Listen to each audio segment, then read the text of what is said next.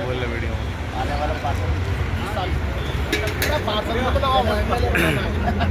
Sir आज तो अभी एक सीट बढ़ रही है, चुनाव लड़ने की तैयारी कर। सर आज राजेश नागर जी पहुंचे हैं क्राउन इंटीरियर मॉल सेक्टर 37 में। देखो जी, कल यहाँ पे पहुँचे विपुल भाई जी और आज राजेश नागर जी का बहुत भव्य स्वागत किया गया और शहर को अपार खुशी है।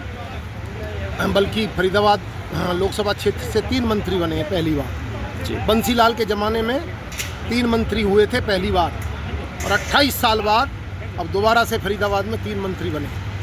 तो एक बहुत बड़ी खुशी है। 3 मंत्री और पूरा बदलाव है हरियाणा में। और नायब सिंह सैनी जो मुख्यमंत्री बने हैं, उनकी सोच और उनकी कार्यशैली इस बार बहुत अलग है सभी से। और जितने भी युवा चेहरा मंत्री बने हैं और ख़ास करके फरीदाबाद से जी, उनकी सबकी जो विकास की जो सोच है वो बहुत ऊंची है।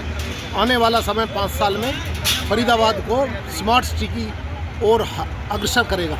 क्या 3 मंत्री हैं, क्या नया फरीदाबाद के लिए सोच रखा है आपने? इतने बड़ी जो देखो जी, वैसे तो इस देश में ना जब से देश आज़ाद हुआ है 3 चीज़ों की कार्यक्रम तो चलता ही रहता है, सड़क पानी बिजली, सड़क पानी बिजली जी। लेकिन सड़क पानी बिजली के अलावा जी सर, उद्योग नगरी पे विशेष ध्यान दिया जाएगा और जो ज़रूरत की और सब चीज़ें उन पर ध्यान दिया जाएगा। ट्रांसपोर्टेशन पर ध्यान दिया जाएगा जी। शहर में बॉम्बे एक्सप्रेस भी अब जल्दी दिसंबर में खुलने वाला है जी। तो जो अभी बदरपुर बॉर्डर से आश्रम जाते हैं जी। उसका एक अल्टरनेटिव अरेंजमेंट हो रहा है।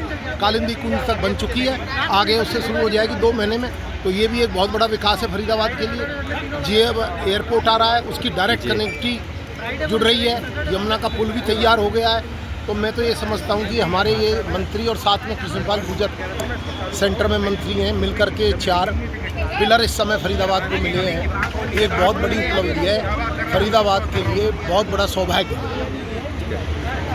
सर आज राजेश नागर जी पहुंचे हैं, क्या कहना चाहेंगे सर? मैं तो संघ का स्वयंसेवक हूँ, जी इसलिए जो संघ विचार की सरकारें हैं जी वो निश्चित रूप से अच्छा काम करती हैं। जी उसमें खास बात यह है कि भाजपा में काम करने वाले नेता और कार्यकर्ता, उन पे कहीं ना कहीं मॉनिटरिंग होती है, उनकी उन पर अंकुश रहता है संघ का। इसलिए कहीं भी अगर डीरेल नहीं होने देता संगठन। जी। और अभी आपने देखा है मंत्रिमंडल में जो उसका स्वरूप है वो युवा है। एक बात करें सर, संघ ने पूरा बीजेपी का डंडा झंडा सब कुछ उठाया और राष्ट्र के हित में उठाया, लेकिन ऐसा राष्ट्र का कौन सा विभाग बच रहा है जिसमें ठेकेदारी नहीं है, या इस पे खत्म करने का कोई अमल चल रहा है, कोई कार्यक्रम चल रहा है? इसमें जो है ना, अपने ही देश के युवा अपने ही ठेकेदारों को गुलाम बनते जा रहे हैं जी। ये नैरेटिव घड़े जाते हैं जी, ये नैरेटिव घड़े जाते हैं जी। इस प्रकार का कोई वो नहीं है। और पूरी मतलब ठेकेदारी नहीं है PWD में, पूरी BSNL पारदर्शिता के साथ काम होता है। नहीं, BSNL में ठेकेदारी नहीं है, नहीं क्या है, इस पे नहीं है। खत्म करने का काम किया जाएगा? वो सरकारी पक्ष ज़्यादा जाने में, तो संघ की बात कर रहा हूँ मैं, वो उन चीज़ों में मैं नहीं जानता जी जी जी ना, मैं अधिकृत हूँ बोलने को जी। लेकिन पारदर्शिता के साथ काम हो। धन्यवाद। ठीक है, थैंक यू।